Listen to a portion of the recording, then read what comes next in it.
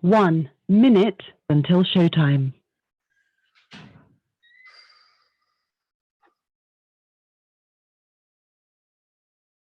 Minute until showtime.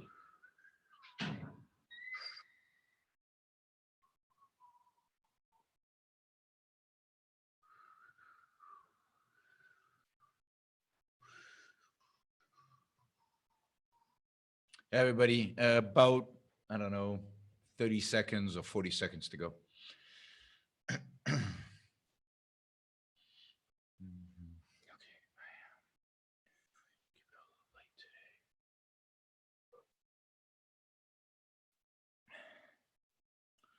From London, it's late, guys. You should be asleep. Hey, Reese. Reese, I don't know how you pronounce your name, sorry. Show will go live in 5 seconds. 4, 3, 2, 1. Blog Talk Radio.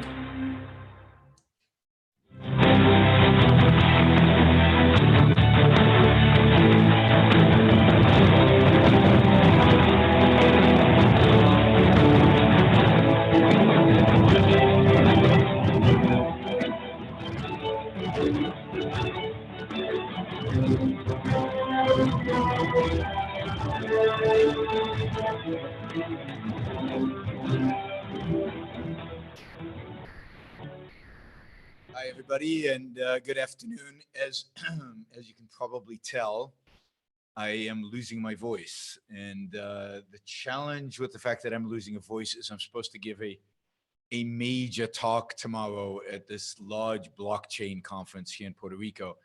We're expecting between 500 to 700 people. They're already there. The first day of the conference was today. And so I need to preserve my voice. So I'm going to talk a little quieter today. I'm going to stay calmer today. I'm going to get less excited. And I think I'll pump up the volume so you guys can hear me in spite of me talking a little softly. Well, one second, let me beef up volume across the board. All right, I think that should be okay. Let me know if it's not. But I'm going to try not to yell and just talk quietly. Anyway, yeah, I'm giving this talk tomorrow. So on how to turn Puerto Rico into the Hong Kong of the Caribbean. And I really hope I get my voice back. It'll be terrible if I don't have the voice to that. And part of the reason I think I don't have a voice, I woke up today with kind of a scratchy throat. But more than that is I did 13. Man, I feel like a teenager's voice is breaking. I did 13 interviews today. 13. So 12 radio and 1 on Sky News via Skype. So you should be able to see me on Sky TV at some point. I'm not sure when they'll run the story. So, and the 12 interviews will lead me to my first topic today. And I'll deal with 2 news stories, but I'm trying to stay away from the news. There's nothing particularly positive I can think of in the news, and I don't feel like talking about the really bad stuff. So I want to talk about the interviews I did. So I did 12 interviews this morning on the Fountainhead. So today or this week or this month is the 75th anniversary to the publication of one of the great masterpieces in all of world literature, certainly one of the most important books of the 20th century, certainly a book that has influenced the lives of millions of people, and that is The Fountainhead. A truly great book, and I encourage you, those of you who have not read The Fountainhead, I encourage you to read it. And I'm not going to talk about The Fountainhead because I talked about it 12 times on a variety of different interviews. Some of them you can see. I posted one of them on Facebook, and the other interviews, I think I've got some links. I'll post them later. But so I don't want to talk about The Fountainhead. That's all in the links and everything. But The Fountainhead reminded me of something that happened last week that I think is interesting and reflective of something about American culture that I think is unfortunate. So, The Fountainhead's about an architect. It's about an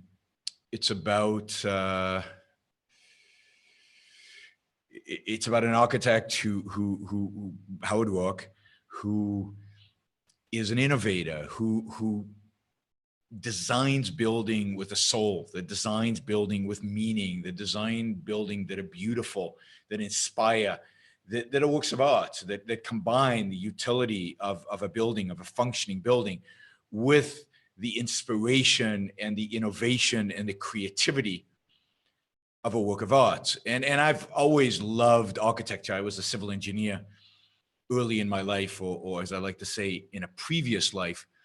I was a civil engineer, and as I love buildings and I love architecture and I love beautiful buildings. I'm a huge fan of Frank Lloyd Wright, not surprisingly, but a lot of modern architecture. I love going to places like Hong Kong and Shanghai, where you see some of the most innovative buildings, some of the most exciting architecture in the world today is being done in Asia, and unfortunately in parts of the Middle East, but like Dubai, but primarily I'd say in places like Shanghai. And it's just magnificent. It's beautiful. It's inspiring. It's everything that Ayn Rand saw in the New York skyline when she first came to New York, and everything she wrote about in the Fountainhead in terms of the beauty of an architecture. So yesterday, and the thought came to me yesterday, last week, I guess, when I was driving in Denver. I was giving a talk in Denver, Colorado. And I'm driving around, and Denver's a beautiful city. I mean, the background of the Rocky Mountains, and they were covered with snow, but it was a beautiful sunny day. It was in the 60s. It was just a gorgeous, gorgeous day. And it's a really inspiring setting. And I'm driving in eastern Denver, southeast Denver. And it suddenly hit me. All the houses, big houses. I mean, big houses. These are upper middle class, beautiful. I mean, big houses on significant plots of land. Nothing like this would you see in California. But it suddenly struck me that every one of these houses looked the same, and that every one of these houses was a box. That they were bland colors, bland design, bland everything. A friend of mine called them McMansions, and then I remembered, yeah, I see them in Dallas. I see them everywhere. These boring, massive homes. People who have money, who could afford a massive home, are buying a box to live in. A box with lots of rooms, I'm sure all the modern utilities, but a box. No soul, no imagination, no inspiration, just boring. The exact opposite of anything that Howard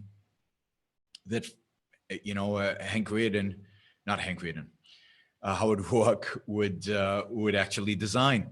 And it struck me how sad that was, and how poor we are culturally in terms of beauty. And in terms, here's this beautiful setting, here the Rocky Mountains in the background, and the plains, and the rolling hills and the plains, and you could build some really interesting things. And a lot of times, some of the commercial property, the strip malls and things like that, are more interesting than the homes.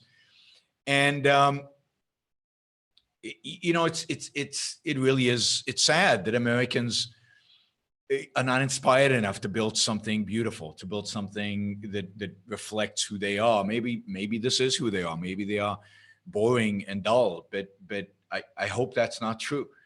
And it's not an issue of affordability, because, Frank Lloyd Wright built affordable housing that was relatively cheap and that was incredibly beautiful. And if architects really spent the time, and if there was demand for this in the marketplace, I'm sure you could come up with designs that were interesting, that were modern, that had a lot of glass and a lot of windows and a lot of views, and maybe some color in the buildings that would inspire. I mean, don't you want to live in a house that reflects you and that inspires you? I mean, I don't in California, because you can't find that. And it's the same thing in California. In the neighborhoods like I live in, it's house upon house upon house. They all pretty much look the same. There's slight variations. They're boring, they're uninteresting. Now, the inside of my house is more inspiring, partially because I've decked the walls with art and I've got sculpture all around. And also, I chose the house on purpose, or my wife chose the house on purpose, with very high ceilings. I love that feeling of high ceilings, and of course, windows and a nice view. But and here in Puerto Rico, I have a gorgeous condo. But it just strikes me that most of Americans live in unbelievably boring, dull buildings. And what does that say about them? And what does that say about their soul? And it's sad because we can afford, and you think we could achieve much better than that. I'll give you another example. In Southern California, in Orange County, there are neighborhoods where the houses start at $3 million. And they're not very big houses. They're large, but they're not massive houses. They're probably not as big as the houses I saw in Southeast Denver. And many of them are set up in hills, and some of them have views of the ocean, beautiful, magnificent views of the ocean, of the Pacific Ocean. Some of the most beautiful views in the world. And they're all built in the style of an Italian Tuscan villa. I mean, what the hell? What the hell? Right? What do you want an Italian Tuscan villa in Southern California? First of all, Italian Tuscan villas have tiny little windows, so you can't see the view. And they have tiny little windows because when they were built, there was no air conditioning. So you had, in order to keep the home cool, you had small windows. But hey, you've got the ocean out there. Don't you want massive windows and crank up the air conditioning? Because, you know, we do have air conditioning in the 21st century, and every one of those homes has air conditioning. But no, people want to be traditionalists. People, just like in the Fountainhead, they want to buy a home that it looks like everybody else's home. They don't want to be individuated. They don't want to do anything special. They don't want to invest in something new and interesting and exciting. That's too risky. That's too individualistic. It's exactly the second-handed nature that is described in the Fountainhead. And it's sad because, again, these are people with money. They could build whatever they want. And these are beautiful neighborhoods and beautiful places, and great things can be achieved. I find it interesting, just I'm watching kind of the numbers of people watching this live, that as people are discovering that, hey, Yaron's going to talk about something boring like art and architecture and the boring nature of American homes, which I think is much more important than politics, by the way. I think what you live in and how you reflect yourself in the aesthetic of your surrounding is like a million times more interesting and more important than politics. My numbers are declining, right? People are dropping off systematically and regularly. If I was talking to you now about Donald Trump, the numbers would be spiking. I don't know. I don't know what to make of that. I guess it's just the nature of the world we live in, but this is much more interesting to me, but obviously not to you, than is politics. I mean, think about those Tuscan homes on these hills in California. Think about what Frank Lloyd Wright could build up there. Think about the beauty. Think about the inspiration of walking into Frank Lloyd Wright home.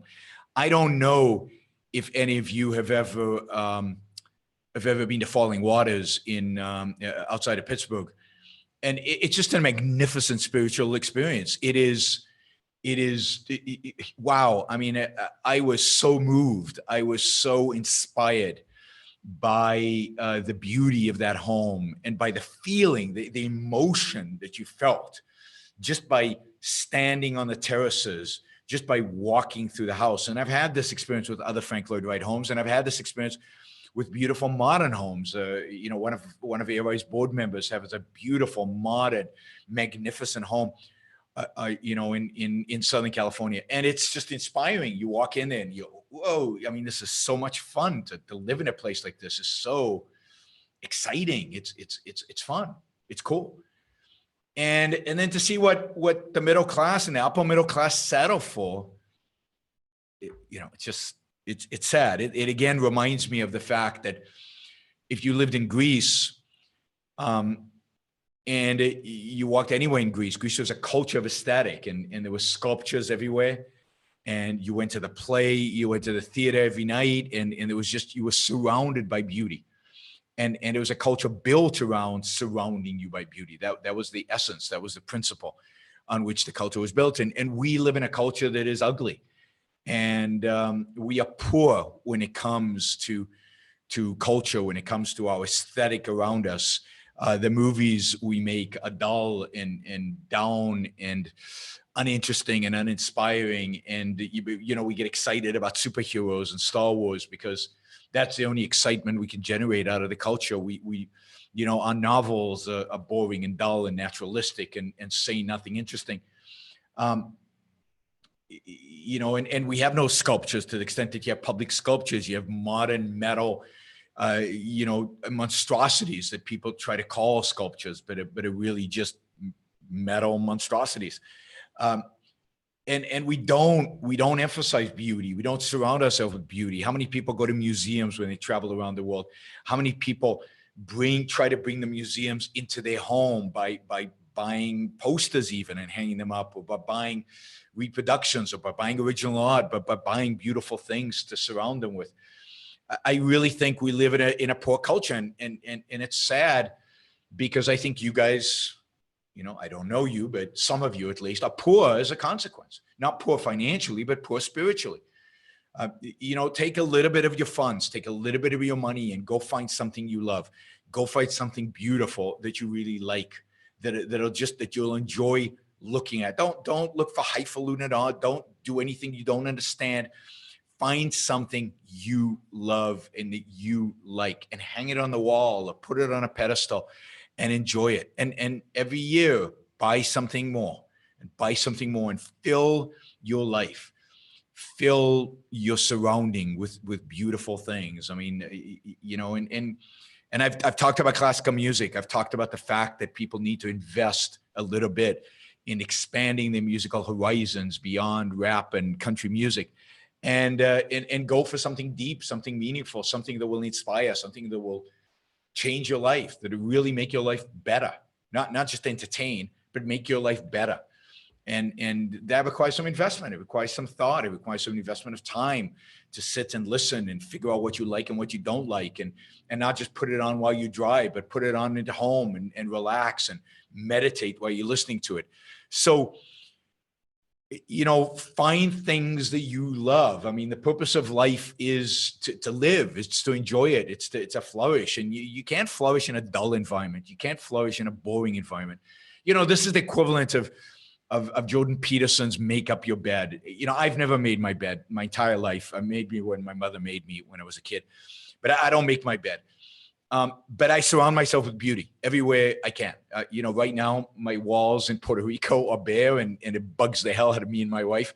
And it's a challenge, because while we bought things that we'd like to put on the wall, we can't find a good framing store. This is part of the challenges of living in Puerto Rico. We can't find a good place to frame the art. So, but we're buying little sculptures, and, you know, we're buying things, and my wife puts flowers everywhere, and you know, we're making this as beautiful as we can. And when we head back to California, we will take some of our framed pictures. We've got a bunch in storage, and we're going to take some of those framed pictures and wrap them up and properly ship them over here to Puerto Rico.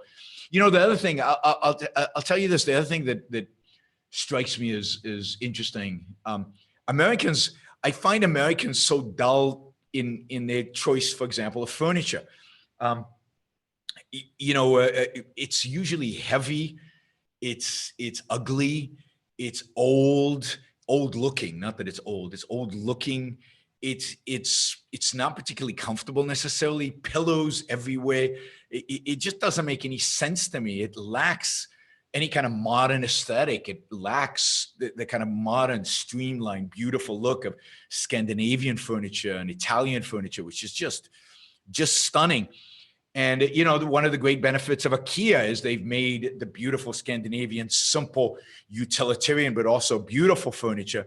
They've made that furniture affordable to young people, affordable to, you know, to people who don't have a lot of money. And that's one of the great benefits of IKEA, but it's aesthetic. It's not aesthetic in a cheesy way. It's not aesthetic in an old way.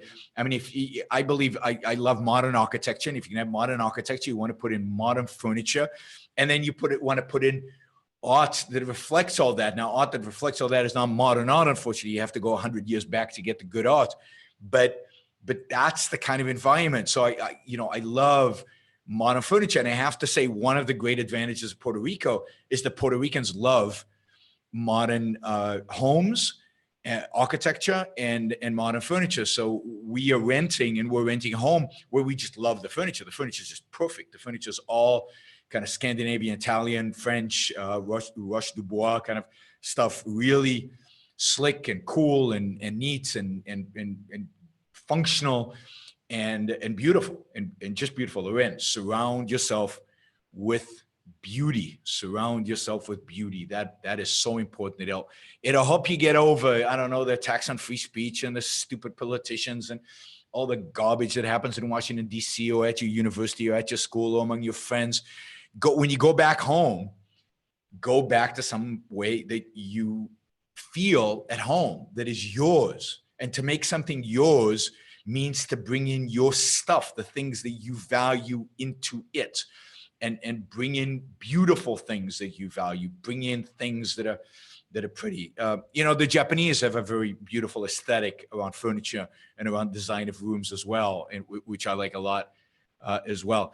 And Latin Americans generally, if you go to South America, they're very into contemporary furniture, beautiful modern furniture, and beautiful homes. There's some magnificent homes here in Puerto Rico, modern design, really inspiring things like heavy use of glass, beautiful views, particularly at the high end, right on the water.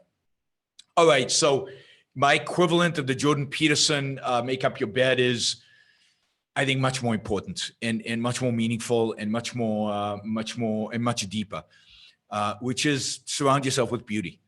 And that requires a couple of things. That requires you to identify for yourself what you think is beautiful. It requires for you to identify for yourself what you think is a value to you. Somebody's complaining about the background of my shows. I agree. I'm not disagreeing. Yeah, the background of my show is dull and stupid, and we will get there. The day will come, but there's limited resources in terms of just mental energy I have to devote to. I've got the lighting down, so now I have big lights facing me. So we improved there. Next is background, I promise. Anyway, surround yourself. So first, identify what you love, identify your values, identify why you value them, what it is about these things that you love, what it is that these things that are important to you. Check your premises. Check that all of that is real, is attached to reality, is connected to your other values, is integrated, and then go buy some and surround yourself with it, right? And if it doesn't make sense, if it doesn't integrate, then question the values. Sometimes you like a piece of art that's junk, but until you integrate, until you think about it, until you consider it, you won't know that. So make your surrounding beautiful. Make them reflect, if not the soul that you have or the soul that you want to have. Make them reflect the kind of life you want to live. And you can do that on a student's budget. I remember when I was a student, I had nothing. I used to buy secondhand records. I used to buy used records. Remember vinyl records? Today they're back, but in the old days, that's all we had. And this is in the days of CDs. Couldn't afford CDs, so I would buy vinyl records that were scratched and everything just to be able to listen to music. I bought posters, simple frame, simple plastic frame, and put them up all over my wall. Anything I could do, anywhere I traveled in the world, I would go to museums. That's pretty cheap to do. So furniture, my wife and I always found furniture we could love at cheap places, whether it was secondhand or whether it was places like IKEA. So, and of course, then books, novels. We're talking about aesthetics here. Surround yourself with great novels. Read great novels. So, just surrounding yourself with not nonfiction, that's great, but it doesn't serve the same purpose. It doesn't serve the same function of fueling the spirit, fueling the soul. You need that. We all need it. As human beings, we need it. We'll have to talk about that sometime. But it's right after the Romantic Manifesto, Ayn Rand's Romantic Manifesto, which I think you should all read, is that epistemological, that spiritual need for art, that spiritual need for an integration of our values reflected back at us. It's something similar to why we need friendship and why we need love. We need the values reflected back into our life. We need the values reflected, our soul reflected back to us. We need a mirror. It is incredible to our enjoyment of life, our ability to enjoy and benefit our life. All right, great. Hopefully Hopefully you take that to heart. Hopefully you will let me know how you have made your environment, right? Your surroundings, your dorm room, your little apartment, your massive home. There are people listening to the show who have a lot of money. Just that much more beautiful, just that much more a reflection of who you are. And it would be great if we could launch a revolution to improve architecture in America, but I'm not too hopeful about that anytime soon. All right, make life beautiful. We're going to take a quick break, and then we'll be right back. At AynRand.org, find out what the Ayn Rand Institute is doing to bring honesty and reason to the way we all deal with each other, the way countries should act toward each other. And if you're curious, at AynRand.org, you can learn about Objectivism, Ayn Rand's philosophy, which says your life belongs to you and it's your right to live it for your own sake. Philosophy? Who needs it? You do. Find out more about the Ayn Rand Institute at AynRand.org. That's AYNRAND.org.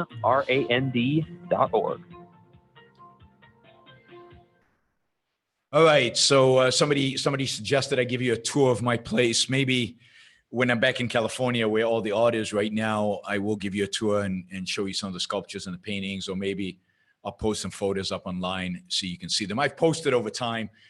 I think there used to be some in my Instagram account. I'm not sure they're there anymore. Sculptures that I love, not necessarily that I have at home because I can't get them. They're in museums, but sculptures that I love. I do like to take, I like to put photos of sculptures up on the wall, and because I love sculpture so much, and the photos remind me of the originals that I like to put sculptures up on, photos of sculptures up on Bernini, Michelangelo, and then of course the 19th century. Oh, there's such beautiful, beautiful, beautiful works coming out of the 19th century, French and Scandinavian sculpture from the 19th century, just magnificent stuff. So anyway, as I travel around the world, I'll make some museum recommendations. I think I made a recommendation when I came back from Copenhagen, but I will make more museum recommendations as we go along. But make your surroundings beautiful. Enjoy.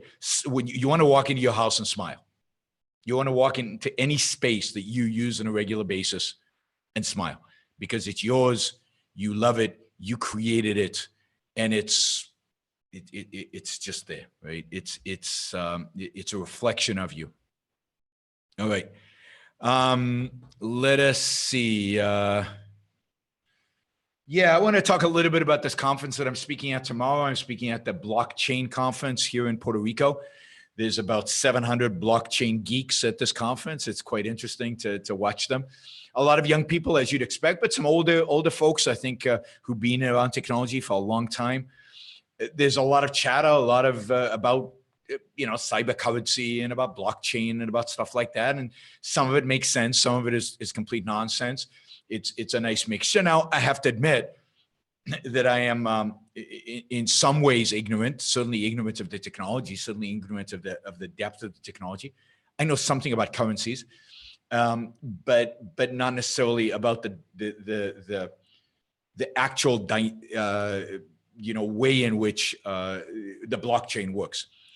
But I can tell this. I can tell that this is an exciting industry, that there's going to be something important that comes out of it. I don't think it'll be a currency, but I think there are some real interesting things that are happening here.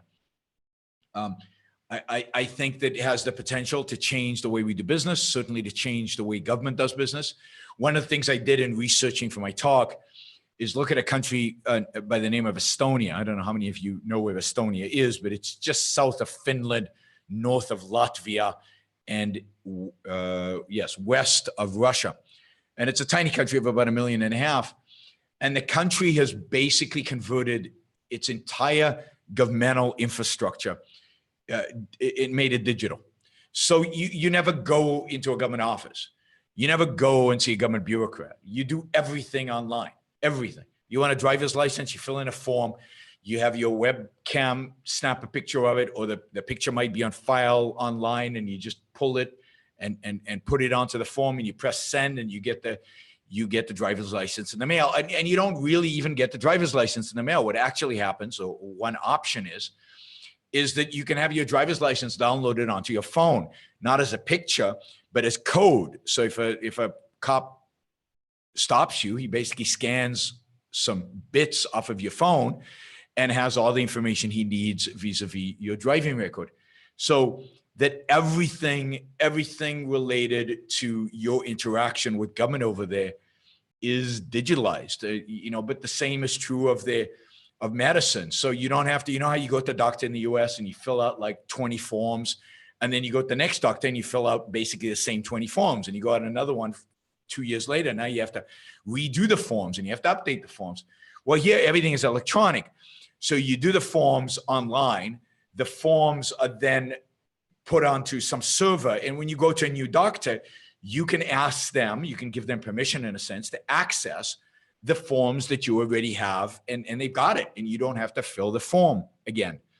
So it's things like that. So, the same is true of insurance. The same is true of all these things. Everything, basically, the entire economy now has become digitalized. And of course, blockchain makes this easier in many respects and makes it more secure from my understanding, and has the potential to really make this much more effective and much more productive. And it really is a potentially beautiful thing. And, Russia, of course, is a massive threat to Estonia, and a lot of Estonia, if you will, national defense, not that they have any national defense because they assume NATO will come and save them. And there are 1.5 million people in their very small country that Russia could just drive right over them. And somebody just pointed out that I'm old. I mean, thanks a lot, right? 99% of young people, 99.9% of young people don't know what blockchain is. So my lack of knowledge of blockchain has nothing to do with my age. And indeed, I think I know more technology than most young people. But anyway, I pay too much attention to your comments on the chat. What did I want to add? Yeah, distracted me. There you go. So a lot of these people in this conference are going to be designing revolutionary companies that actually make these changes and make these changes real, and allow us to become much more of a cyber economy. That's why I was talking about Russia. Russia could invade and wipe out Estonia, but it could also launch a massive cyber attack on Estonia.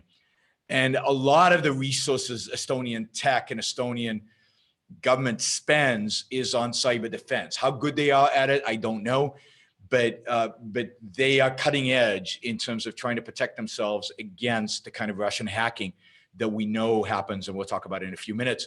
So kind of Estonia is on the cutting edge of both creating this digital economy and on the cutting edge of protecting from cyber attack. Somebody mentioned that Estonia has a conscription army. I know that. I mean, I'm not here advocating to move to Estonia, and I'm not advocating that Estonia is the model for government. Indeed, Estonia's government does a lot more than it should do. But I think that to the extent that we can privatize much of these functions by making them web-based and by making them technology-based, this is a huge step forward, and we have to respect that. So, yeah, so there's no, so I don't know. I mean, Luca and others are saying that, Bitcoin certainly is getting a lot of hype, that blockchain is getting much more hype than it should. And that's always the case. That's definitely the case. But is blockchain going to actually do stuff? I think it is. I think it's going to make a difference. I think it'll make a difference down the road. I think there will be innovative breakthrough companies that come out of all the hype that is going on right now. It reminds me to some extent of 1996, 1997 in Silicon Valley, when you had pets.com and you had all kinds of companies that even venture capitalists and the smartest people in the world were pouring money into, and then lost a lot of money on them. But they also poured money into eBay and Amazon and Google and ultimately Facebook and Twitter and all the companies that made them a fortune, that allowed them to lose a lot of money on these other companies. And I think the same is happening now. And I'm tempted to say, hey guys, you're all right, blockchain is too much hype, and these ICOs, these coin initial offering CIOs or whatever they're called, are all hype. But on the other hand, I see really, really smart investors, really, really smart venture capitalists investing in this and investing heavily in it. I strongly think that there's obviously something here. If the venture capital community, Abatin leads the advocacy for IBM blockchain.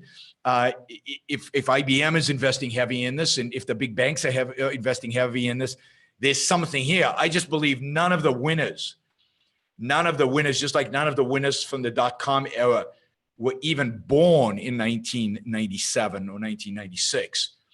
None of the winners in the blockchain space are probably born yet. So this is a completely new world. And watching the presentations today was a little painful, partially because I just feel like so many people just don't know what they're talking about when it comes to this technology. They either think it's gonna create this free market heaven, or they're selling out to government and asking government to come and regulate them and control them and establish the regulations and the control so that they can make money given that regulatory regime. And that's sad. So anyway, so tomorrow I'm giving this talk on how, technically the title of the talk is, because they had to have blockchain in the title. So the title of the talk is how free markets and blockchain can turn Puerto Rico into the Hong Kong of the Caribbean.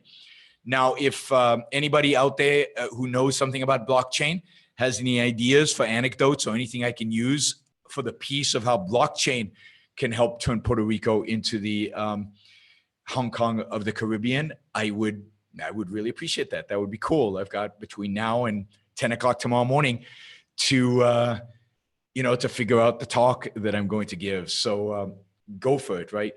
But it's going to be interesting. So I'm going to spend most of my time obviously on what I know, and what I know is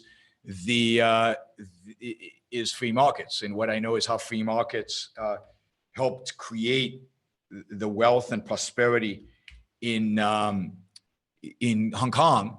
And I'm going to talk a lot about that, and how if Puerto Rico deregulated, if Puerto Rico adopted a sane taxing policy, not just for people like me who come to Puerto Rico, but for everybody in Puerto Rico, if Puerto Rico created a regulatory environment and a tax environment and a rule of law environment, and it already has a good property rights environment that basically adopts, it's under the U.S. property rights rules. So they have the infrastructure, which is the rule of law coming from the United States.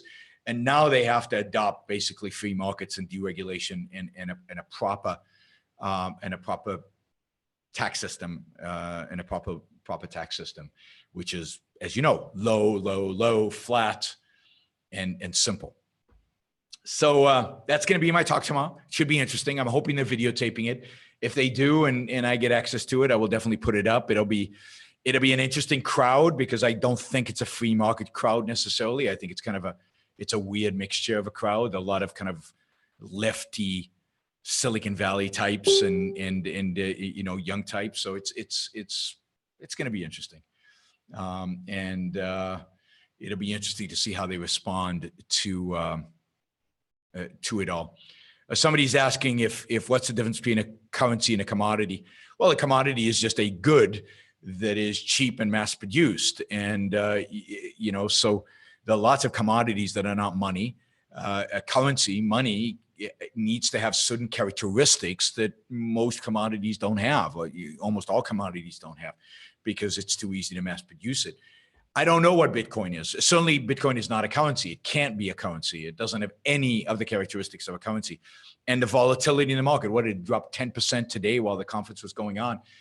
The volatility in the market just is a reflection of the fact that there is no value. And as it fluctuates, how do you buy and sell anything with something that changes 10% in one day? Deflation, inflation every single day. That will not facilitate it becoming a currency. And because it doesn't have a value, and because it has competition, therefore there are other digital currencies, and therefore inflation, because you can create an infinite number of digital currencies. I don't see how it can ever be used as a currency. Now, I don't understand this well enough. You'll have to ask some of the experts. Maybe I can interview. If any of you are experts, let me know. Maybe we can do an interview on one of my shows where you can explain to me what blockchain is. But my understanding that blockchain needs something like the mining of Bitcoin to make it work. So some kind of coinage, which is mined, which has an expense associated with mining in a digital sense. And that is what makes the blockchain work, that it doesn't work otherwise. If that's the case, then the Bitcoin is a feature of the blockchain, and it's not a currency, it's not a commodity, it's a form of asset, it's a form of digital asset that is part of this. Okay, so it is part of what makes the blockchain tick and what makes the blockchain work, right? So I know that Bitcoin has a limited finite amount, but there is an infinite number of potential other Bitcoins. There's an infinite number of other digital currencies, and it's not clear why one would prefer one over the other and why they're not replaceable. So I don't believe that Bitcoin has any greater value necessarily than any other digital currency. And therefore, if they're all interchangeable ultimately, then you've got inflation, not inflation within Bitcoin, that's finite, but you've got inflation across all the different digital currencies. But they're not currencies, and I don't think they ever will really serve as currencies. They will serve as means of transactions, of making transactions more efficient and moving them around. So anyway, if somebody can explain all this better in English, in a way that somebody who has a kind of a basic understanding of technology, who programmed a very long time ago, and as somebody said online a few minutes ago, who is old, if somebody can explain it to me, that'll be terrific. But I don't think it'll be a payment method. I mean, it will be a mechanism by which one transfer assets. I wouldn't call it a payment method. The assets will still be denominated in dollars or in gold or in something else, and Bitcoin or other digital so-called currencies will be a mechanism by which they are transferred from one place to another. That is what that's to the best of my understanding what it is. Core currency, I don't think it's worth anything. And I think it's all, I think right now it's hype and it's a bubble. So everything about what's going on right now with cryptocurrencies is descriptive of a bubble. You know, when your taxi driver tells you which cryptocurrency you should be buying, you know it's a bubble. That was the case in the .com era. That was the case when the taxi driver has 3 homes. It's a housing bubble. It was the case during the housing bubble. And when when companies that have nothing to do with technology announce that they're doing something in blockchain, they triple in price. That's a sign of a bubble. All of these things are signs of a bubble. So I would not touch crypto with the 10-foot pole in terms of an investment right now. Maybe one day it could be an interesting digital asset, but not right now. All right, so let's see. We're going to take another quick break, and then I've got 2 items from the news that I kind of feel like I kind of have to cover, and then we'll call it a night.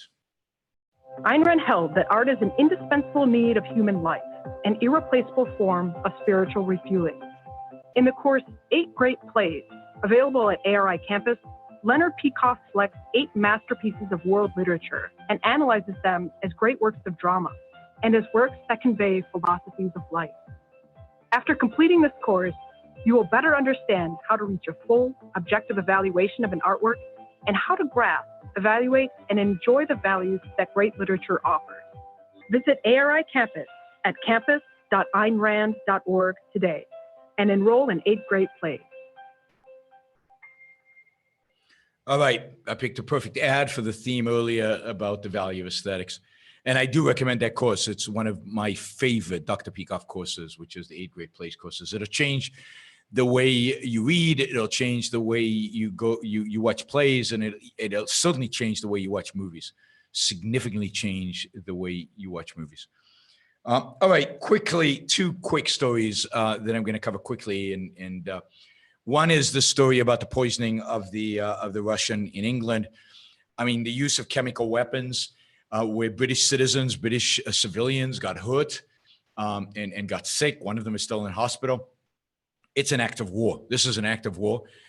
This is not the first time. In 2006, the Russians used a radioactive material that also exposed British citizens to radioactivity in order to kill a former spy, also on British land. And in 2006, the British government did absolutely nothing.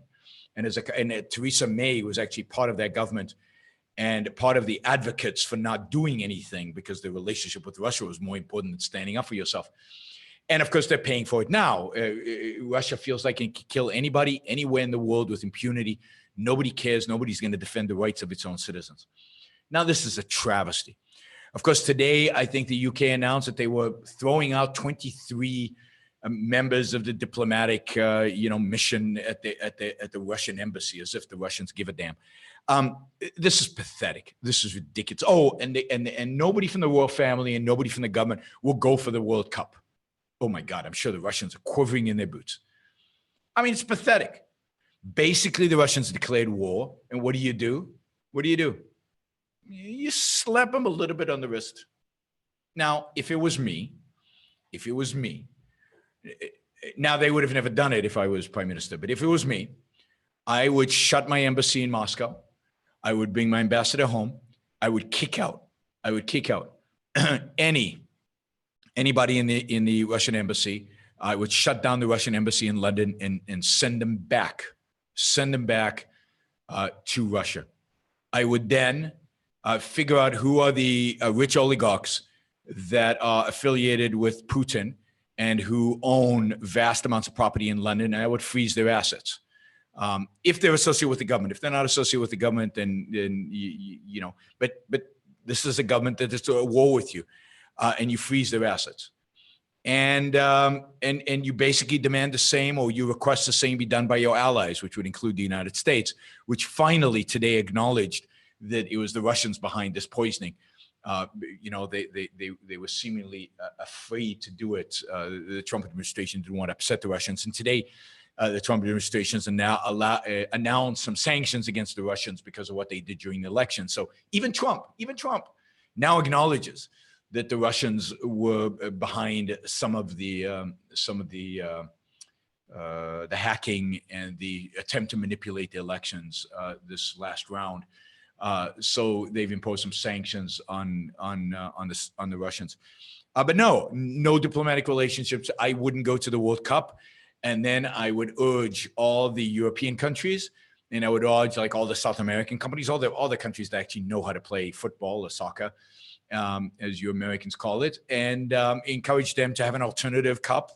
The stadium's already built in Rio de Janeiro. You might as well just go back to Rio de Janeiro and hold another World Cup in Brazil and let the Russians play against themselves and really, really stick it to them, humiliate Vladimir Putin and demand an apology and demand reparations. And until that happens, there's no diplomatic contact, there's no diplomatic relationships, there is no football, there is no embassy, there is nothing, nada. And if you want, you could even go one step further. How about, I think Donald Trump might like this. Well, maybe not because it's Russia. No trade, not tariffs. I don't believe in tariffs. Tariffs should always be zero. But if you really think somebody's an enemy, just don't trade with them, because trade is win-win. So they benefit and you benefit, but they benefit. So you don't want to benefit your enemies? Don't trade with them, period. Embargo. I'm all for that. Much better than tariffs. So anyway, that's how I would deal with the Russians. I think they'd fold very quickly. I think Putin, at the end of the day, like every bully, is a coward. Like every bully, he thrives on the sanction of the good. He thrives on the weakness of America, on the weakness of Europe. That's what makes him tick. That's what makes him an aggressor. If any bully, if you stand up to him, if you give him one punch, decent punch, they back down, they walk away, they disappear. And that's what Putin needs. And you don't have to use the military. You don't have to use the military. All these things would humiliate Putin and get him back on track and get him back, at least on an international scale, and being a decent person. All right, that is UK and Russia. I just wanted to make that comment on the record, what I would do. Last, I want to just say something about Larry Kudlow being appointed Trump's chief economic advisor. Certainly better than Gary Cohn. Certainly better than anybody else there. You know, better than certainly the Navarro, who is a hack, a complete and utter 100% hack that knows nothing. But, and this is a big but, Larry Kudlow is a Republican shill. He's a coward who always toes the party line. Whether it was George Bush, who could never do anything wrong economically, nothing, even during the financial crisis, where Bernanke was awful and Paulson was awful, and George Bush said ridiculous things and bailed out top and everything like that. Kudlow refused to criticize them.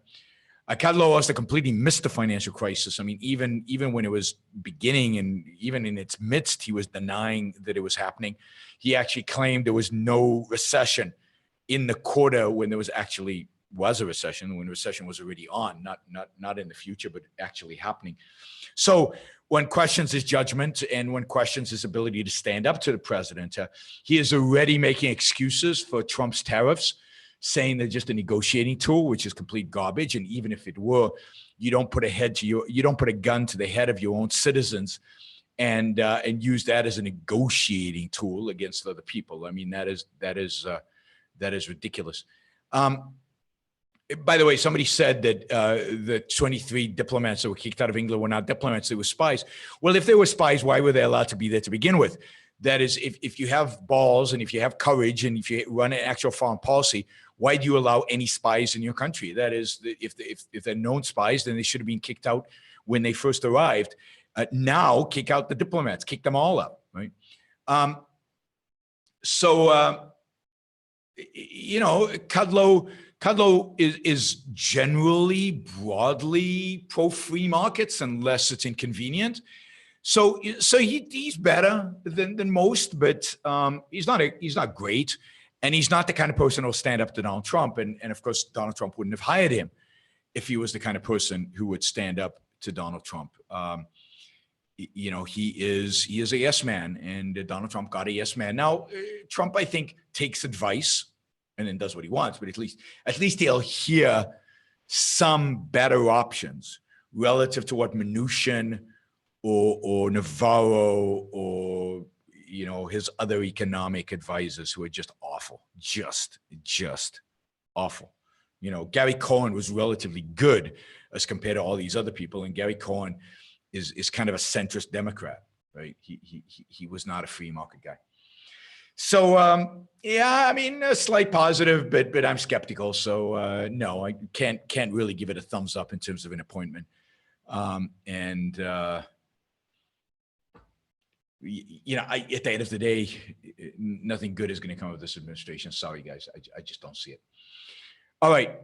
Thank you all for being here today, for listening, for don't forget, please, to subscribe to my YouTube channel. I'm really close to 8,000, which is still kind of a, you know, but which is growing nicely, right? We've grown a lot because of Antifa. Thank you again to Antifa. That gave us a huge boost in YouTube. I want to try to make it to 10,000 before the end of May. So if you have friends who haven't subscribed and should, if you watch my videos but don't subscribe, please do. I'd like to get to 10,000. My goal is to get to 100,000 sometime next year. We'll see if we can make that happen, but 10,000 is an important threshold on the way to get there. Also, if you like the show, if you like what I do, except other than the background, I don't like the background either, but if you like everything else about the show, then I'd appreciate if you would support the show, and part of the background the money will go to improving the background. And yeah, you know, Patreon, paypal.me, Yaron Brook Show, or patreon.com, Yaron Brook Show.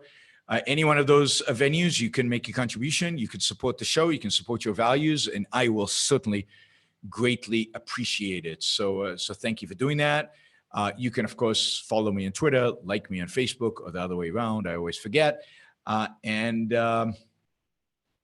let me return to what we started with.